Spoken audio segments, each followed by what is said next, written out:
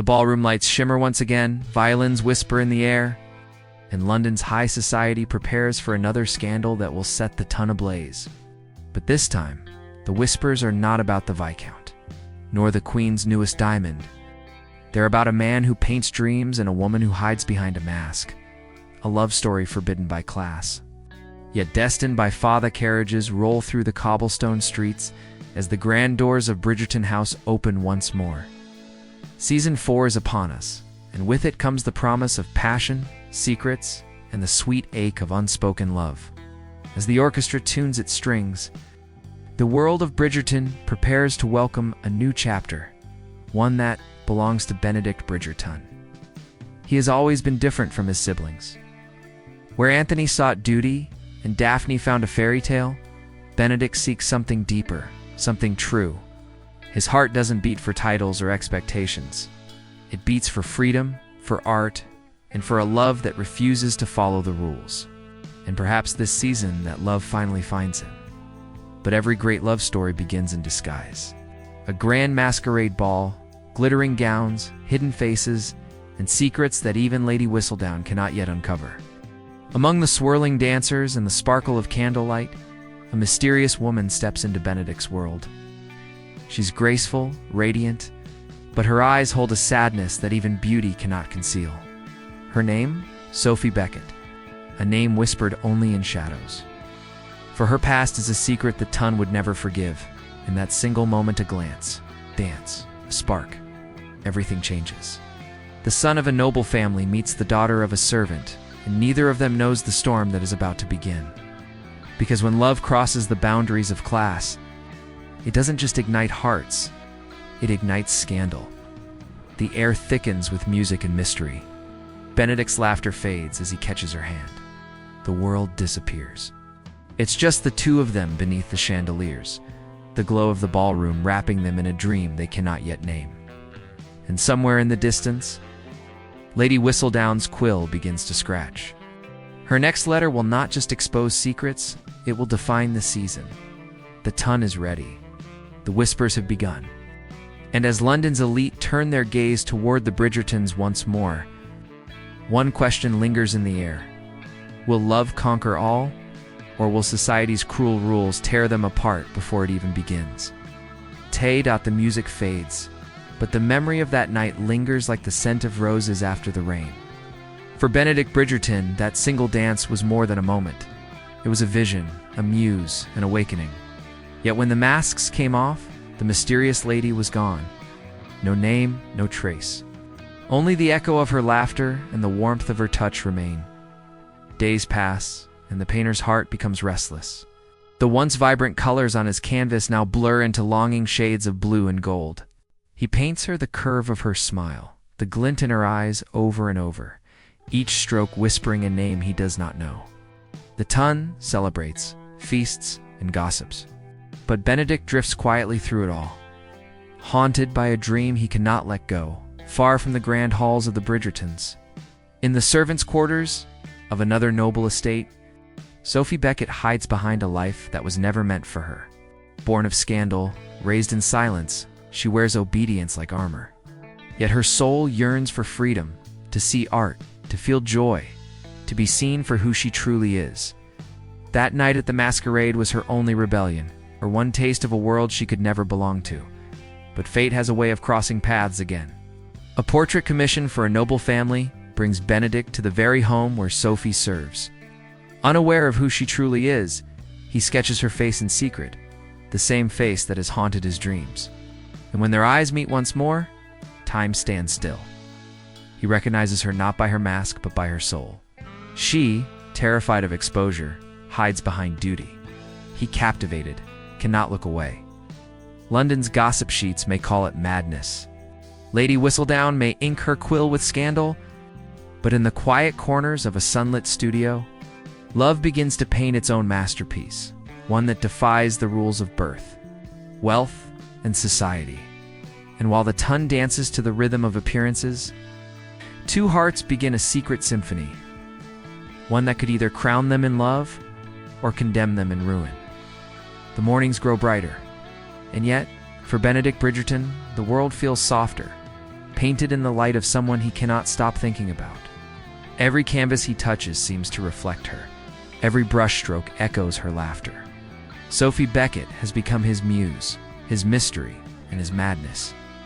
But in the elegant chaos of the ton, love like theirs is not written in the stars, it's written in whispers, in his art studio. Sunlight streams through tall windows, catching dust motes in the air. Benedict's hands are stained with paint, his shirt rolled to the elbows, his expression lost between memory and longing. Across the room, Sophie stands quietly, pretending to tidy a corner. Their eyes meet, and it's enough to steal the air from the room. Neither speaks. They don't have to. Every glance between them feels like a confession. Days become moments, and moments become stolen chapters of a secret romance. When she brings him tea, his fingers brush hers, just long enough to burn through the walls they try to keep up. When he sketches, she becomes his inspiration. When she dreams, he becomes her impossible wish. They live in two different worlds, yet their hearts speak the same language. One of longing, courage, and quiet rebellion. The city outside hums with gossip. The Queen prepares her next grand event. The Bridgerton family goes about their elegant lives, unaware that love is blooming in silence. But in the stillness of those secret afternoons, their souls intertwine. Sophie laughs for the first time in months, her voice soft and unguarded. Benedict watches her with the awe of a man seeing beauty, not just in form, but in truth. He sketches her hands, her smile, the light in her eyes, but what he's truly painting is the shape of his heart. She watches him work, caught between admiration and fear. Every moment with him feels dangerous because she knows it cannot last. Yet every heartbeat says otherwise. As the music of the tons swells beyond the studio walls, their story grows like a melody hidden beneath the noise of society. Love, gentle but defiant, begins to take root.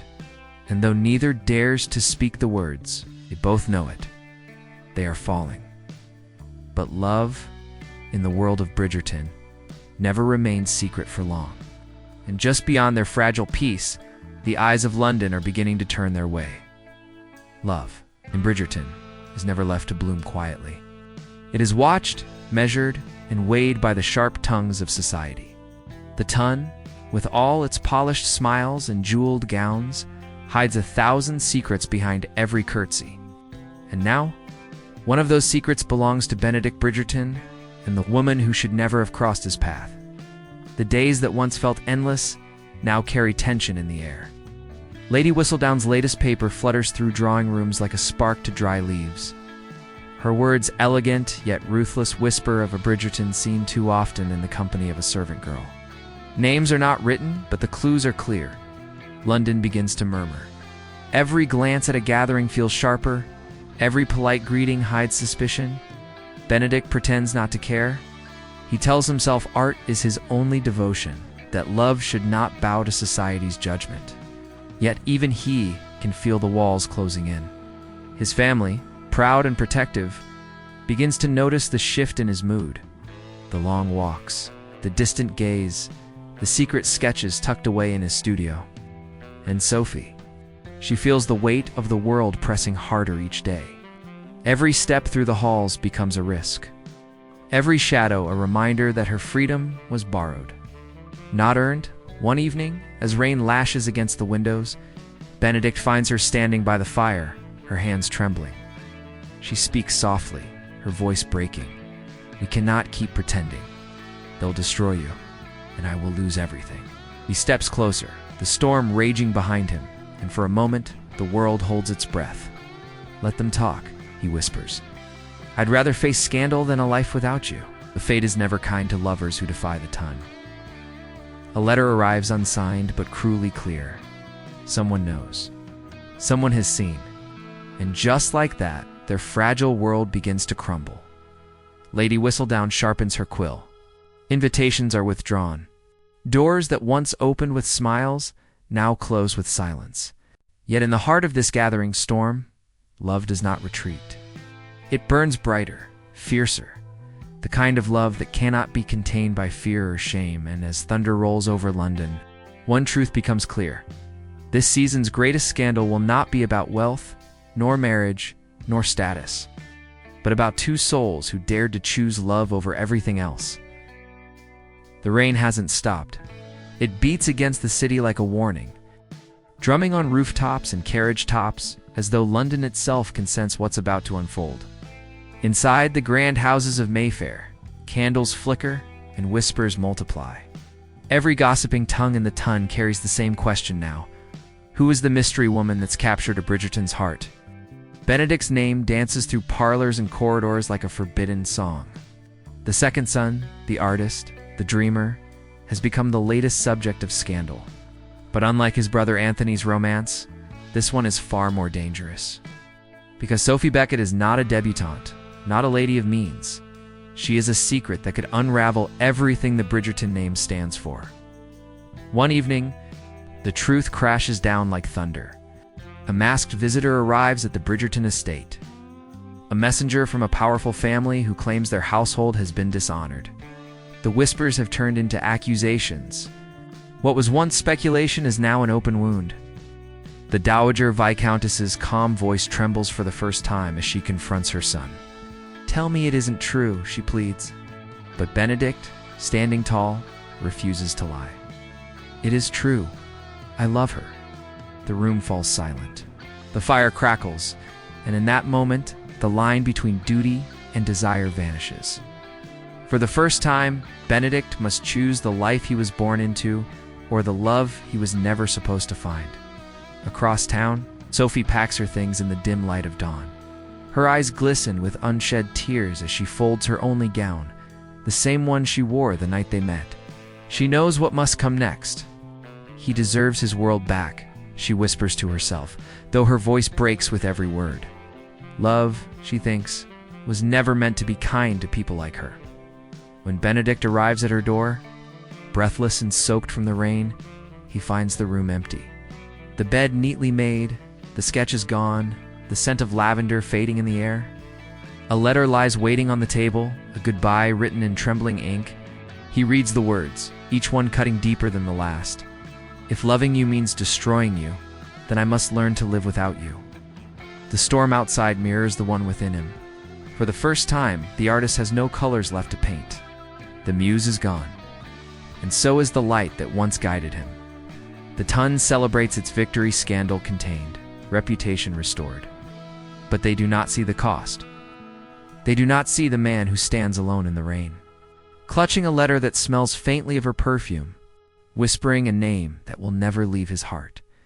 And somewhere far from London, a carriage moves into the mist, carrying a woman who loved too deeply and lost too soon.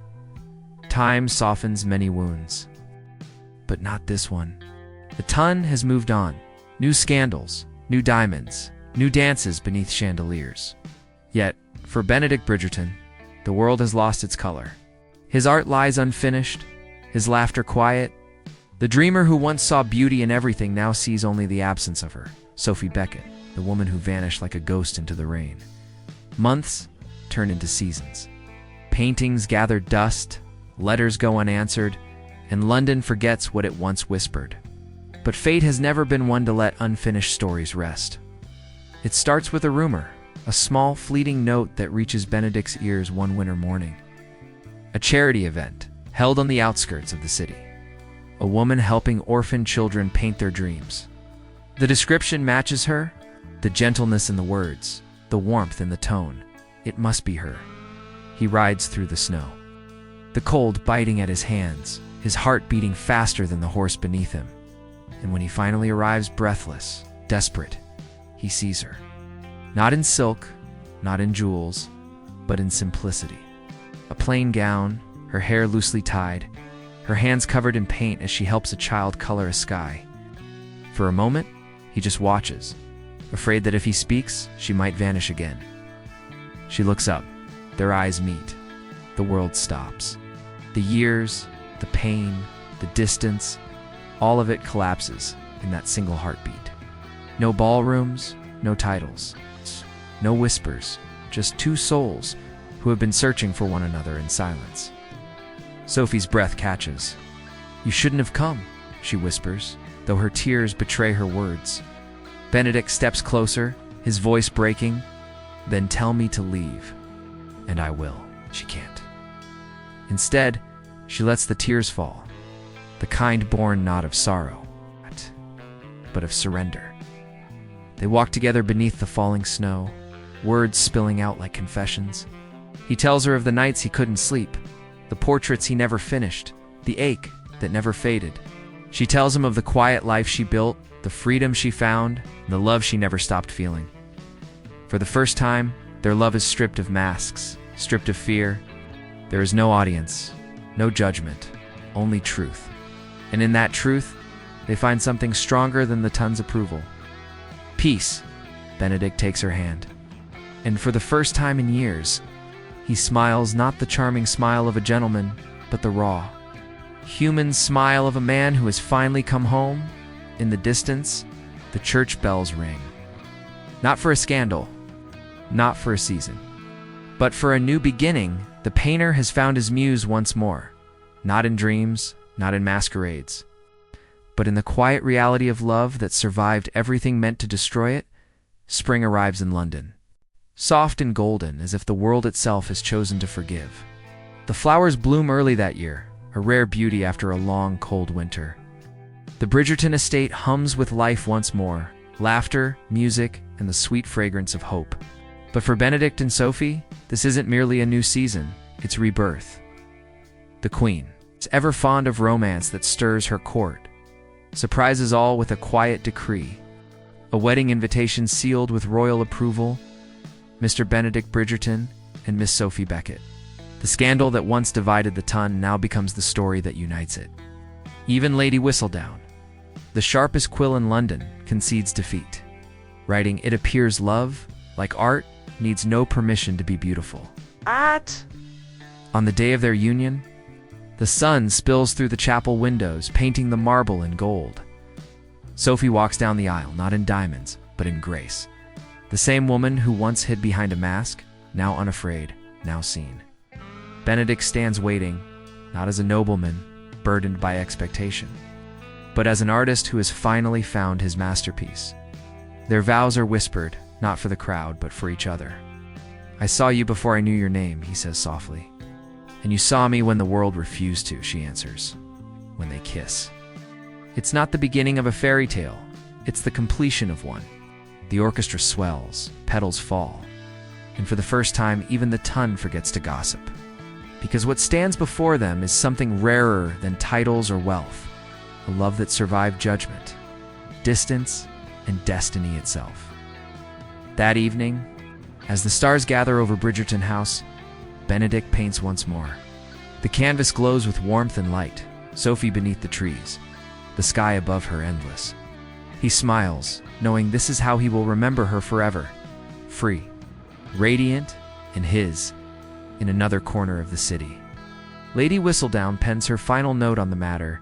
This season ends not with scandal, but with proof that love, true love, will always find its way home. The music fades. The candles burn low, and the ton prepares for another dawn. But this time, there's a new story whispered in every ballroom, not of titles, not of secrets, but of a love that painted its own ending. Because in the world of Bridgerton, every season brings a new diamond, a new dance, a new dream. And this one? It belonged to Benedict and Sophie forevermore.